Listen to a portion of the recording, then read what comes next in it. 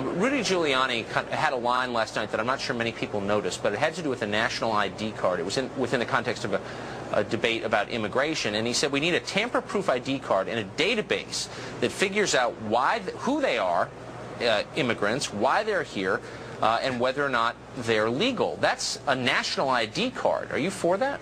Absolutely not. I voted against the Real ID. I think the Real ID is the national ID card. It's essentially going to be introducing the notion that we will be carrying our papers.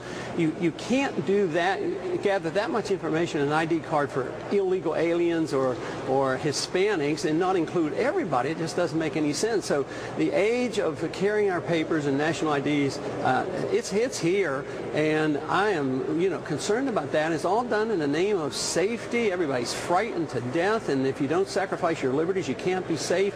And yet the dangers exist, but they're not quite bad enough, and they never should be bad enough to sacrifice liberty. There's no reason to sacrifice liberty in thinking that you're going to be safer. So just sum it up for me in 3 sentences. If you get in an argument with someone about the national ID card, the response you're likely to get is, well, gee, the credit card companies have a lot of information on you, and you don't feel like your liberty is being abridged because of that. Why is a national ID card a threat to liberty? Well, one is private and one is government. I don't want the government snooping on me. I would give my fingerprint to Continental Airlines, the airlines I fly, in order to get through the line and to be assured that I'm a safe passenger. But I don't want to do it with the government. The government is there to protect privacy, not to invade our privacy. Now our government, it does more to protect their secrecy, and they violate our privacy. So there's a big difference between a credit card company. If they violate our privacy, then you can use the government to enforce laws because they promise me to keep my privacy